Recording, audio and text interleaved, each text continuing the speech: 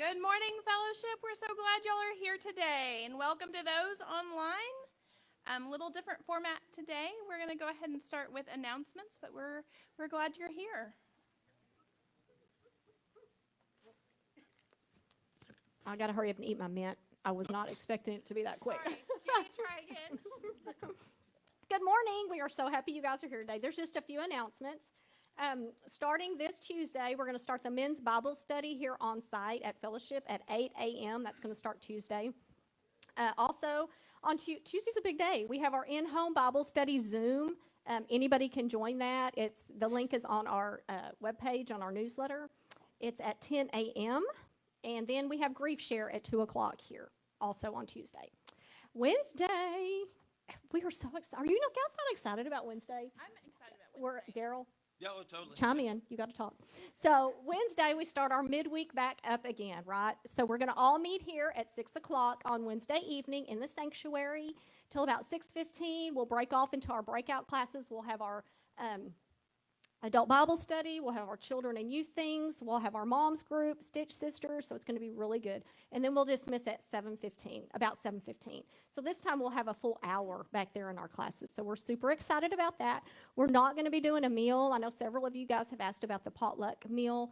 And at this moment in time, we're not going to do that just because of all the COVID things and all the safety precautions and stuff. So we're just going to meet, straight up, Bible study, fellowship, good stuff. So I will see you Wednesday, all of you. Thursday, we have off our rockers. That's hard to say. It is. Off our rockers, or OOR, 1 to 3 p.m. So come for that. That's always fun. We enjoy that. I have on the screen, we were going to do a lunch. We're going to hold off on that. So I forgot that was still up there.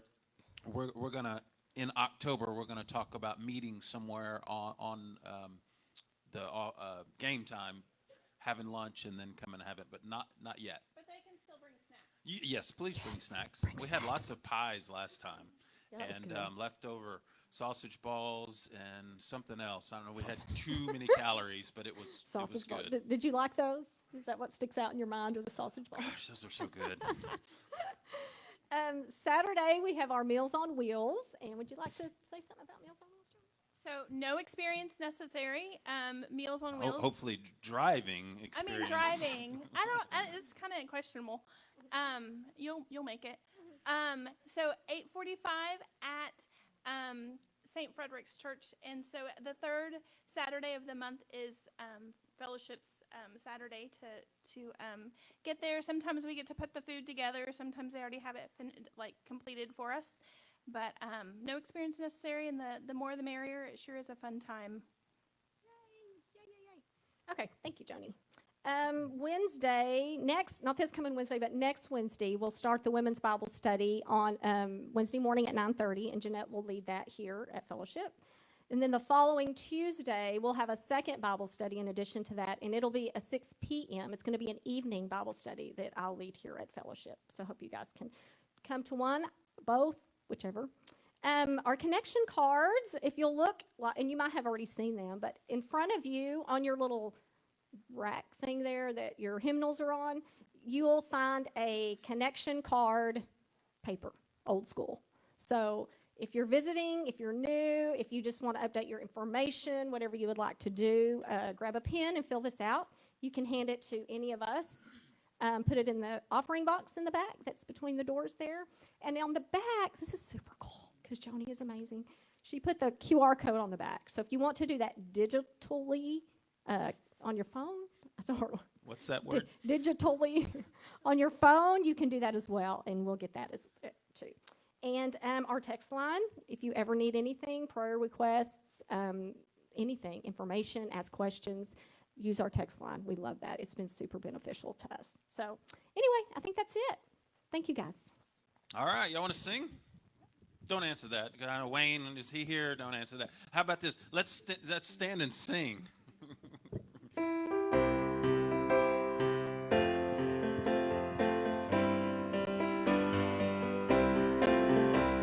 Sing the wondrous love of Jesus, sing his mercy and his grace. In the mansions bright and blessed, he'll prepare for us a place when we all get to heaven. What a day of rejoicing that will be when we all see Jesus. We'll sing and shout the victory. Let us then be true and faithful, trusting, serving every day. Just one glimpse of him in glory will the toils of life repay. When we all get to heaven, what a day of rejoicing that will be. When we all see Jesus, we'll sing and shout the victory. Onward to the prize before us, soon his beauty will behold. Soon the pearly gates will open, we shall tread the streets of gold. When we all get to heaven, what a day of rejoicing that will be. When we all see Jesus, we'll sing and shout the victory. When we all see Jesus, we'll sing and shout the victory.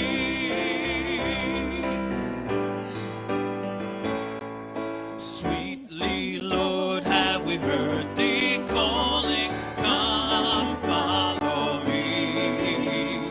And we see where thy footprints falling lead us to thee. Footprints of Jesus that make the pathway glow. We will follow the steps of Jesus where'er they go. Though they lead o'er the cold dark mountains, seeking his sheep, or along by Siloam's fountains, helping the weak. Footprints of Jesus that make the pathway glow. We will follow the steps of Jesus where'er they go. When at last, when on high he sees us, our journey done, we will rest where the steps of Jesus and at his throne. Footprints of Jesus that make the pathway glow. We will follow the steps of Jesus where they go.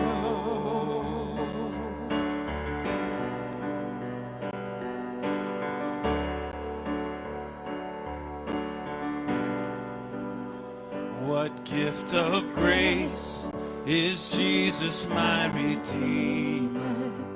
There is no more for heaven now to give. He is my joy, my righteousness and freedom, my steadfast love, my deep and boundless peace. To this I hold, my hope is only Jesus. For my life is wholly bound to his. Oh, how strange and divine, I can sing all is mine, yet not I, but through Christ in me. The night is dark, but I am not forsaken. For by my side, the Savior, he will stay. I labor on in weakness and rejoicing, for in my need, his power is displayed. To this I hold, my shepherd will defend me. Through the deepest valley he will lead. Oh, the night has been won, and I shall overcome, yet not I, but through Christ in me. No fate I dread, I know I am forgiven. The future sure, the price it has been paid. For Jesus bled and suffered for my pardon, and he was raised to overthrow the grave. To this I hold, my sin has been defeated. Jesus now and ever is my plea. Oh, the chains are released, I can sing, I am free, yet not I, but through Christ in me. With every breath, I long to follow Jesus, for he has said that he will bring me home. And day by day, I know he will renew me until I stand with joy before his throne. To this I hold, my hope is only Jesus. All the glory evermore to him. When the race is complete, still my lips shall repeat, yet not I, but through Christ in me. When the race is complete, still my lips shall repeat, yet not I, but through Christ in me. Yet not I, but through Christ in me. This time our children are dismissed to Children's Church.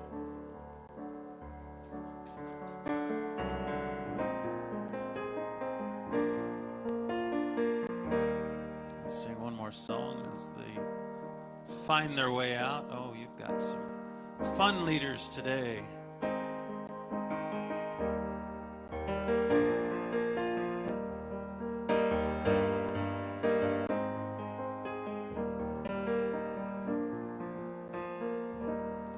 Blessed be the tie that binds our hearts in Christian love, the fellowship of kindred minds is like to that above. Let's sing that one more time and sing it kind of as a prayer. Blessed be the tie that binds our hearts in Christian love, the fellowship of kindred minds is like to that above. You may be seated.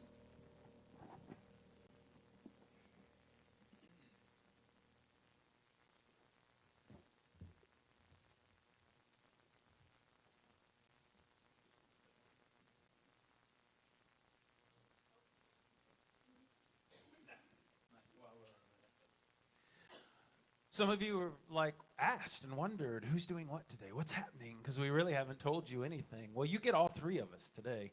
And next week we have a totally different surprise for you. But as we plan the services together as a staff, one of Jamie's idea was, let's do kind of like a panel. We have our podcast. If you haven't listened to our podcast, it's amazing. You should check it out. We're on season 3. Been doing it for a while and getting pretty good at conversing and having a good time. We have fun with it, whether you listen to it or not. So, but it's out there. And so today is going to kind of be like that. We have 3 specific questions that we're going to address and just kind of talk through them and give you kind of a panel discussion of some topics. And so we're just going to dive right in. And the first question that we're going to discuss is, what is the gospel? What is the gospel? And so who's going to go first? What is the gospel? First of all, my name's Misty Grimm. I think everybody here knows me, just in case you don't. I am the children's pastor here at Fellowship.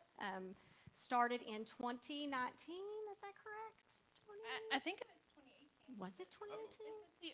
I'm not She's not. I just put new batteries in it. Did you? Oh, there it you goes. did. Started as the children's ministry assistant with Miss Barb and loved that, and then transitioned my way into the children's pastor. So I'm very thankful to be here. The gospel, goodness, I thought about this, and of course, the gospel is the good news. It's the message that Jesus had for the people. The gospel to me is, I kind of refer to my own testimony, which I won't go into my full testimony because there's a lot there, but I had a little aunt in my life that took me to church, and she took me to VBS and to Sunday school, and that's who I learned who Jesus was. I grew up off and on in church. She loved me enough to take me when she was able to, and I knew through my childhood years and my teenage years who God was. Although I wasn't born again yet, I know he was there watching over me through many, many things that I've gone through.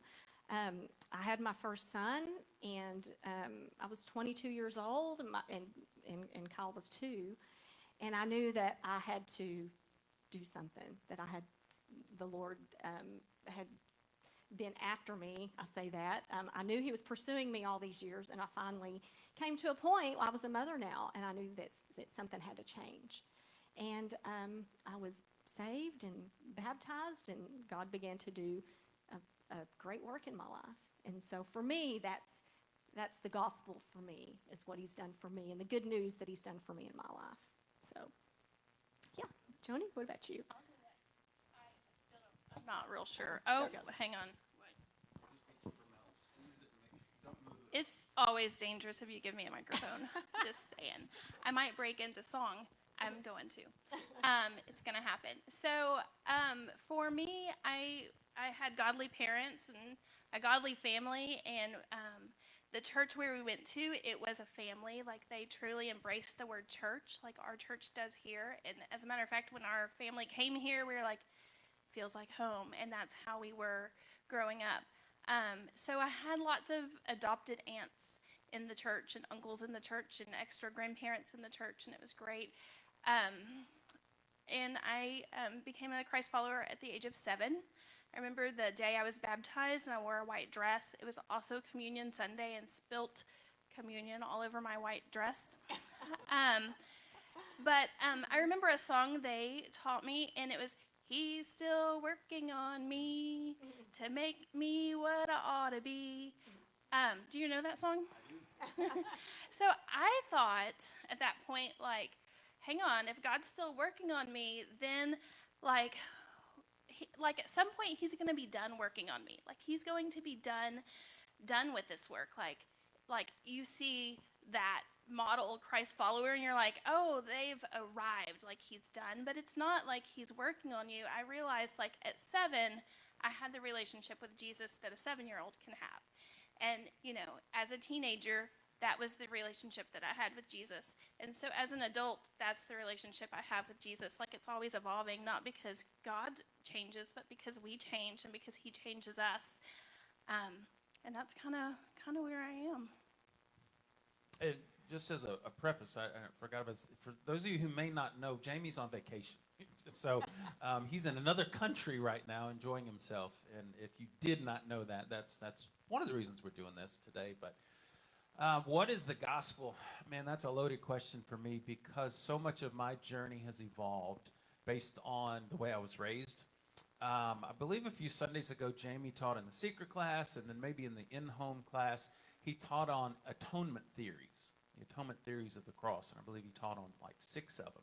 Well, growing up, I didn't know there were more than one theory of what happened at the cross. I was just told the one that my church believed, and that's you take it or leave it. And it was one that I chose to believe, but as I grew older, I began to have what's called cognitive dissonance. There was some things about it that just didn't resonate right from the God that I was experiencing in a relationship and from the language that was used. I remember early 2000s, I took a group of teenagers to, this is going back to Reunion Arena in Dallas, which no longer exists, to the Youth Evangelism Conference that the BGCT would put on. And that was right around the time the state conventions even split, and everybody was splitting and mad at everybody.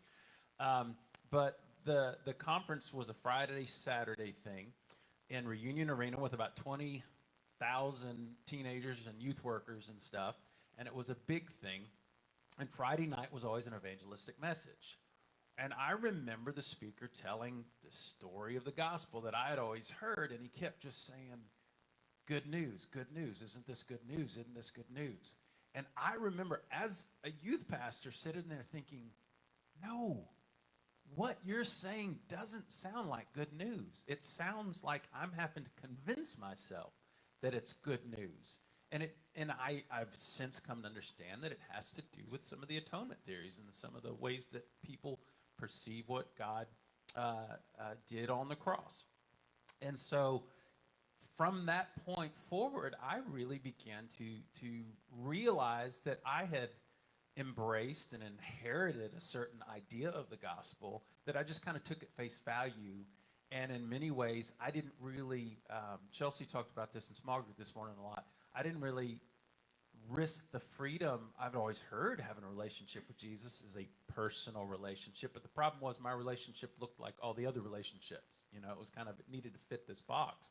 And I kind of began to explore more, what is my faith? What is the gospel? What do I believe the gospel to be? And it's become so much more, like y'all are talking, so much more personal and so much more real to me. And you know, I like to kind of talk about the gospel in the sense of if you look around at life, look around in this room, look around at the world around you. We live in a really wonderful world. I mean, there are places that are just breathtaking. There are people that are just incredible. There are experiences that are just joyful and wonderful. But if you look long enough and you keep looking, you're going to realize it's a wonderful world, but it's also a very wounded world. There's a lot of hurt, there's a lot of pain, there's a lot of brokenness, there's a lot of darkness. And for every beautiful place, there's a wounded place. And for every beautiful person, for the most part, there are wounded people. And I believe that we carry this wounding around with us. Somewhere in our childhood, we realize the world isn't as safe a place as maybe we thought. And that can come from a life experience, that can come from a family experience.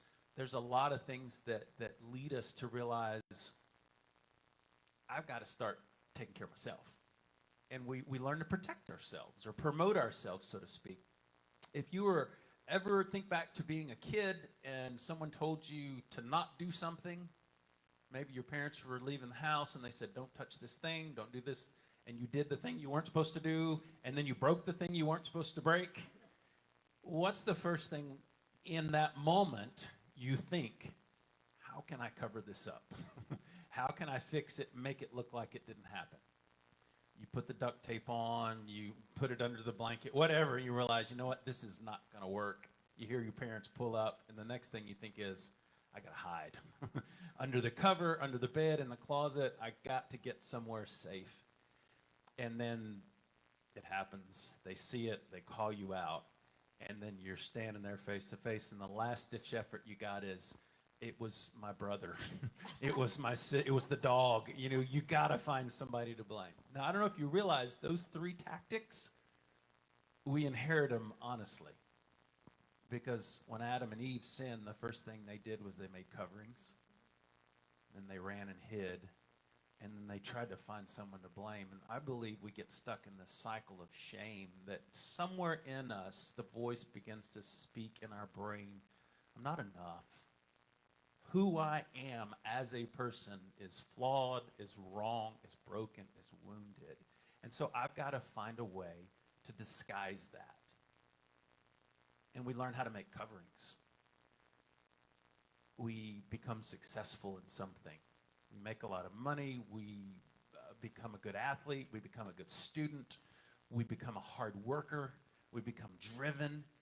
We project this idea that that's not inside of us. We got it figured out. But that doesn't always work. And so sometimes we got to run and hide. Our escapes, our addictions, the things to numb the fact that the covering doesn't work. So I gotta go hide under the blanket. And that can look a lot of different ways. Could be food, could be shopping, could be Bluebell.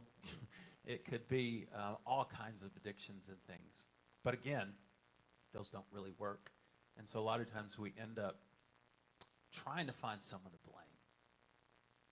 It's my parents' fault. It's my childhood. It's something about me. We blame ourselves a lot. And we get stuck in this cycle of covering and hiding and blaming, and covering and hiding and blaming. And for me, what I've come to discover is the gospel is good news is because in our wounded, broken state, God already loves us. God already accepts us fully. We talked about this in small group too, that God sees everything. He sees the shadows and the hiding and the brokenness and stuff, and it doesn't faze him. But the problem with that is I have to accept his acceptance. I think where we failed in America and in the West is a lot of our religion and a lot of our churches teach the gospel in a way that feeds our ego and plays into that covering. We tell you, if you do this, this, and this, you'll be saved. Or if you do this, this, and this, God will accept you, love you. And we just turn making a covering into something spiritual. When really the gospel is about coming to Christ fully naked, like Adam and Eve, fully vulnerable, and realizing that he wants to embrace us as we are, just like the prodigal son, in that shame, and say, I love you. I accept you. And it's good news because he accepts us in that state. And then he wants to walk with us. I think one of my favorite names of Jesus is Emmanuel, God with us. The gospel is good news because it means he's here now in the midst of everything, not judging us, accepting us, longing to lead us and guide us and free us and liberate us. And so that's a long way for me to say that's what I've come to understand the gospel to be. So anything y'all want to add to that before we move on to the next one? Thank you, Darrell. You didn't have a song. Do what? I said you didn't have a song. No, I didn't have a song. I can't top your song, though. We may have to sing that one soon, though. Next question. Everyone has a favorite book or Bible passage. Which one is yours and why? I'll go first. We do get to talk about fun things like this all the time, and just the crazy things in the Bible. People that say the Bible isn't interesting, it's super interesting. Some of it's just listen to our podcast PG-13. about Moses. That was good stuff. So we did the ladies' Bible study about Ruth and Naomi, and that's really one of my very favorite stories. I love Naomi. Like, she's just following God. Like, she's hurt, she's upset, and she just keeps following God. And I feel like a lot of the hurt and the anger comes from just the grief and just experiencing just the deep grief that she's had. But she never stops following. But I also love this story because there's Orpah, and Naomi tells Ruth and Orpah hey, go on back. And Orpah goes back, but Ruth doesn't. And it just reminds me that my path isn't somebody else's path. Whatever they choose, that doesn't have to be my choice. We can't compare our Christian walk to somebody else's. That's their walk. And we don't get the rest of the story with Orpah. I know Naomi says, "Go back to your gods," but we don't get the rest. We don't get the Paul Harvey edition. And I kind of wish we did, because then we would know what really happened to her. She had all of this poured into her. Where did that take her? But I just love that story, and just the following God in the middle of grief, and following God when things are good, and following God when things are bad. Just walking with him, and even like literally walking towards God. And I love that. Just love that picture.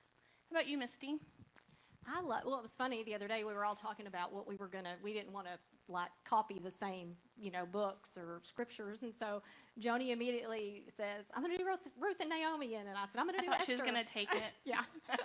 I know you did. I don't think you I have did to not. have dibs on which Yeah. Bible Dibs. story is your Dibs on favorite.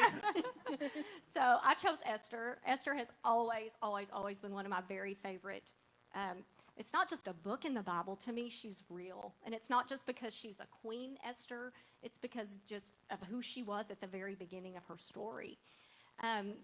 Esther, she's raised by her cousin, and she's in the palace. She's married to the king, with the king. And, her cousin tells her, do something. You can't keep silent, or all the Jews are going to, this is it. We're going to die. And how do you know that you weren't made for just a time as this? How do you know? And she goes on to say, she's going to do what she has to do.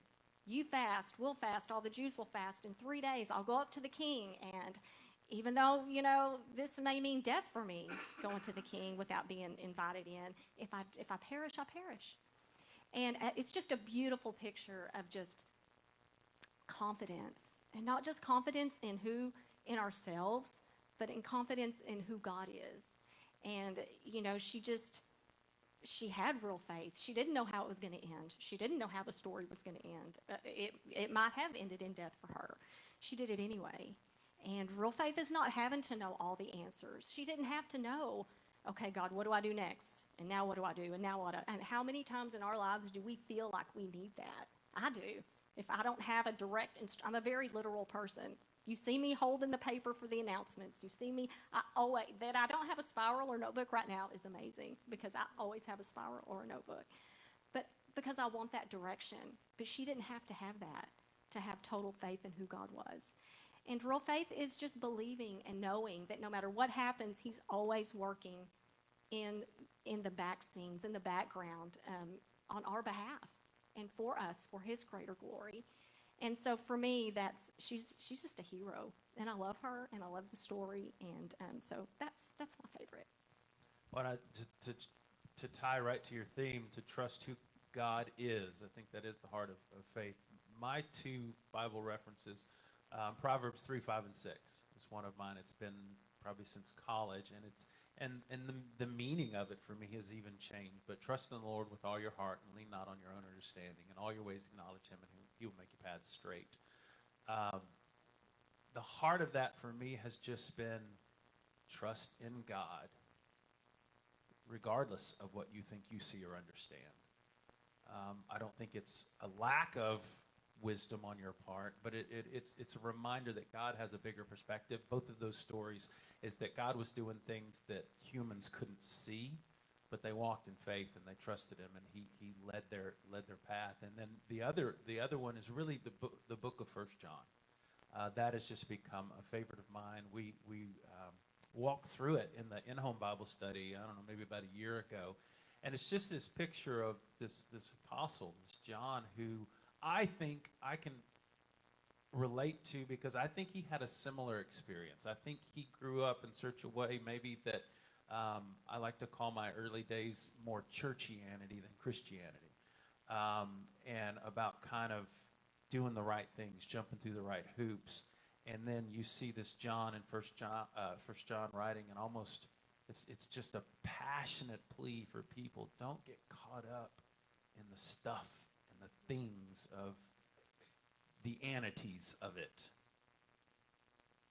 It really is about a love relationship with Jesus that is real and personal, and he is present, and he does care about everything in your life, and that it's okay to be real with him, and he wants to walk through it just as close as a spouse, or closer, as a best friend, just to be there. And so those are the two things that have really affected me the most, and that I just kind of always go back to. Well, in John 16:33, it says, Jesus says, I have said these words to you. With me you may have peace, but in this world you will have tribulation. So we can choose that peace. We have that peace, because the world is going is in fact going to be, a time of tribulation. But he says, take heart, don't be afraid, because I have overcome the world. Yeah, and so I think that one I love. a lot of messages that churches or televangelists or whatever put out there is almost that if you just have the right kind of faith, your life will be devoid of problems. Yes. And that verse right there says, no, you're guaranteed. Right. Life is going to be hard at Yeah, times, it but you're will. not alone. Yes. You're not alone. I think it's also how we go through those troubles.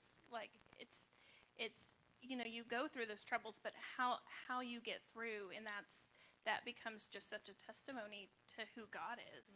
It's beautiful. All right, last question, or yeah, I guess it's a question. It really, no, it's a statement. Please describe your own daily spiritual life, devotionals, prayer, learning.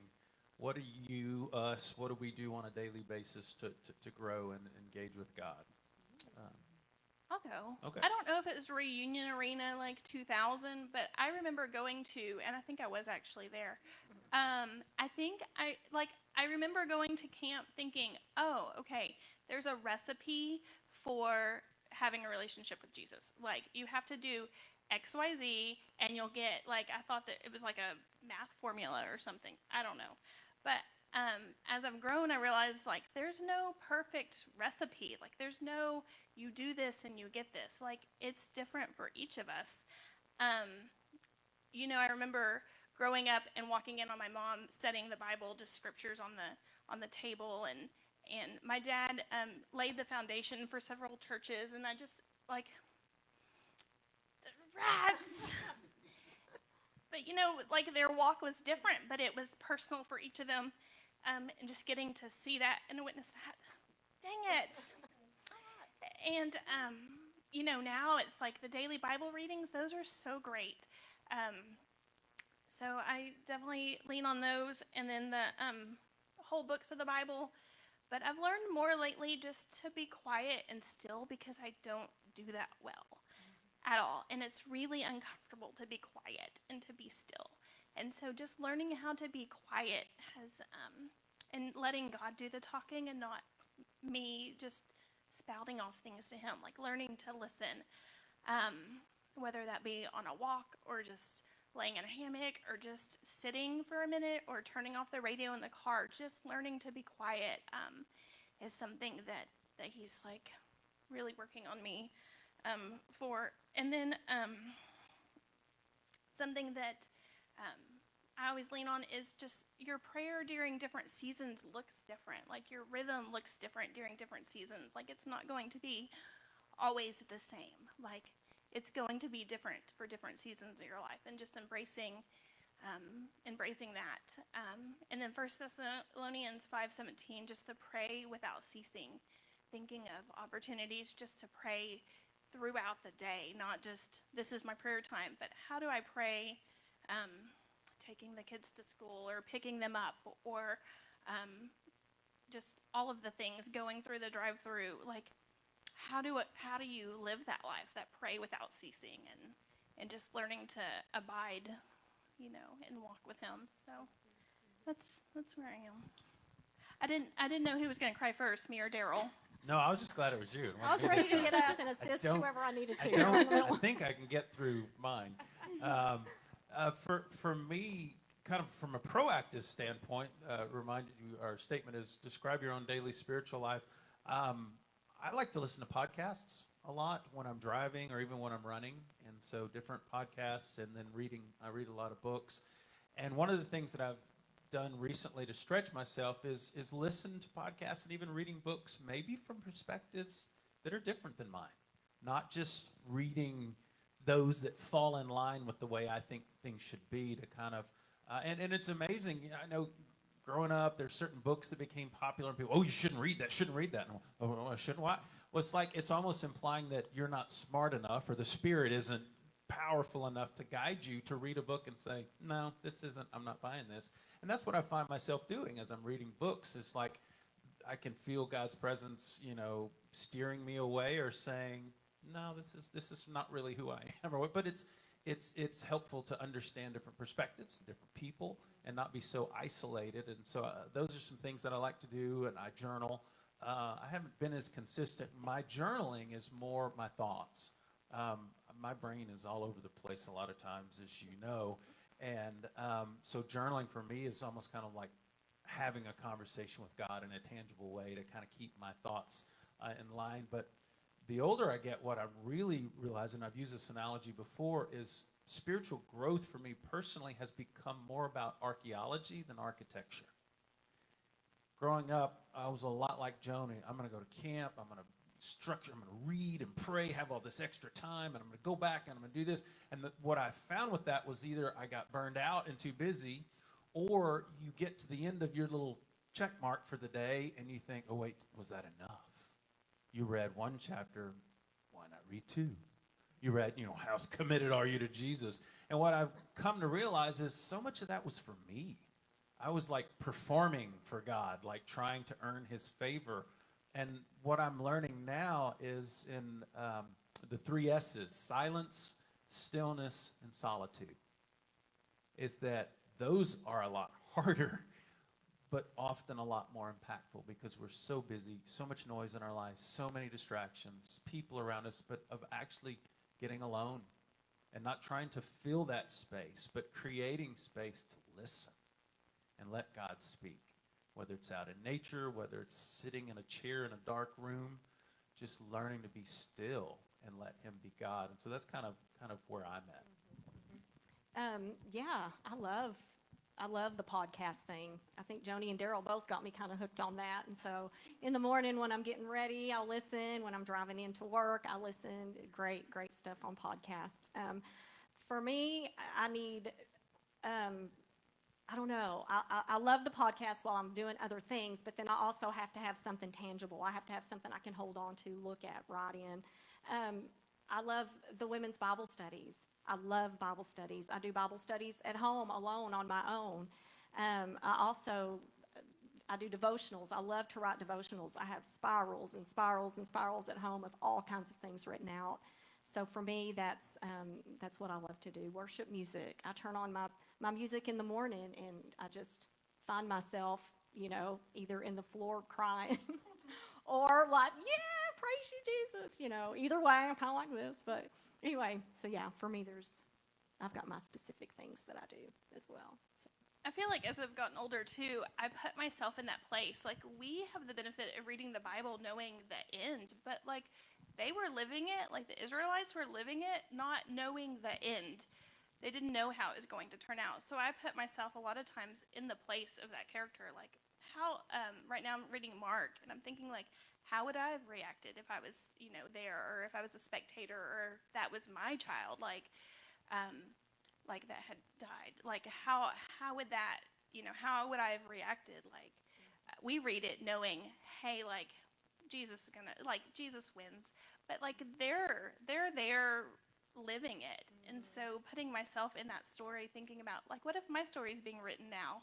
Like, God can see the whole piece. I think Sherry one time said, like, life is kind of like a cross stitch. Like, we're seeing the messy underneath part, but God's at the top seeing the beautiful, like the beautiful plan already laid out. And I just, I think looking at scriptures with that has been really meaningful to me. Yeah, I was thinking almost of that exact idea yesterday while running, of when we look at like the Israelites or Adam and Eve, those old stories. It's amazing how quick to judge we can. God, I can't believe they did that again. I would never do that. And I've come to realize that really they're more a picture of my faith than they are something that I should act superior over. But just like you're saying, learning to trust the journey, trust in the process. Anything else y'all want to add before we close today? I'm just thankful to be here. Thank you for listening. Yeah, thanks. No one got up and walked away. That was pretty exciting. Well, and I wanted to happened. tie that in as we close today. I've been here in this church 11 years now, and one of the things that I think has helped my faith become what it is because in the DNA of this church has been a willingness to trust God, to not try and make formulas for how we do things, got guidelines, but if you look at the staff and the way it's evolved, I mean, this is one of the best staffs I've ever been a part of. I can't imagine. We enjoy coming to work to be together, and we have fun, and we miss Jamie. Now that he's gone, he deserves a vacation, I guess. But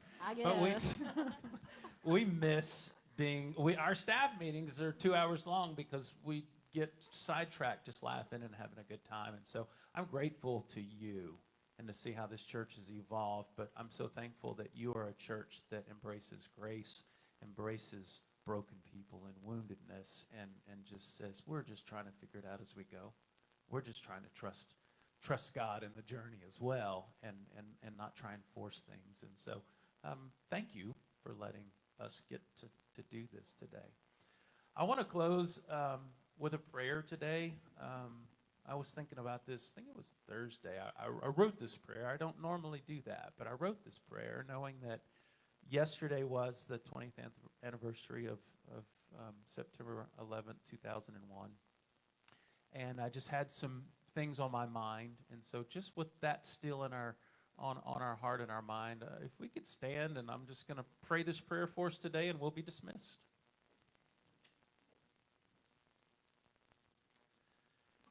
Jesus, we need you. We need your presence, your compassion, your love, your guidance, and your example. Overwhelm us with the reality of your unconditional love, grace, mercy, and forgiveness in a way that changes us, in a way that releases us from the shackles we've placed on ourselves and unknowingly on each other. Overwhelm us and transform us into channels, conduits, relayers of that very same love, grace, mercy, and forgiveness. Yesterday was a very painful reminder of so many things. The value and brevity of life. How little control we truly hold over our own circumstances. The depth of pain that can be felt individually and collectively over the death and destruction caused by the hatred of a few. It was also a reminder of how contagious that hatred can be as it rises up inside of my own heart, as I attempt to impose my own sense of justice, blame, and vengeance onto those I perceive deserve it most. We continue to remember and mourn with those who lost husbands, wives, parents, children, brothers, sisters, friends, and neighbors on that day and days following. We continue to pray for your redemptive hand to bring beauty from the ashes of their loss, grief, pain, and sorrow. We still feel that sense of disbelief and helplessness. But as we remember those intense emotions, please help us not to turn to the perceived strength of our own hands and the belief of our own might or ingenuity. No, rather let us sit in the space of unknowing and cry out to you. Help us take our anger, our confusion, our sorrow, our fear, and our unforgiveness to you. And help us to sit with it there in your presence, allowing your grace to heal, transform, and liberate us from our own dark shadows.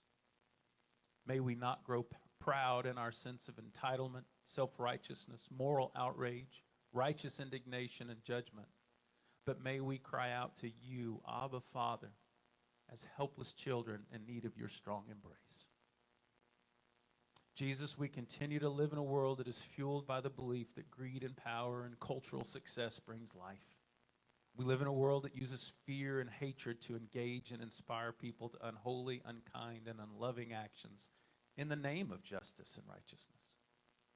Please take the scales off our eyes and unplug our ears. Please help us to see you as you are, see ourselves as we really are, and hear your gentle, steady voice calling us to cease our striving and know that you are God. And Jesus, please teach us how to love. Teach us how to love our neighbor.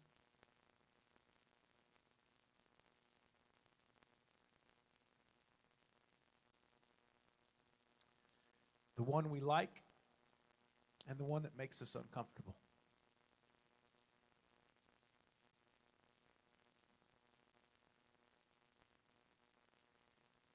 Teach us how to bear the fruit of your Spirit, to walk in humility, and to hold to a faith that is proven and expressed by our love. Replace the fear, the anger, the resentment, and the hatred with your meekness, your compassion, and your grace. Jesus, help us this day to remember. But in remembering, please let it soften and not harden our hearts toward you or any other human being. Jesus, we need you. Amen. You're dismissed.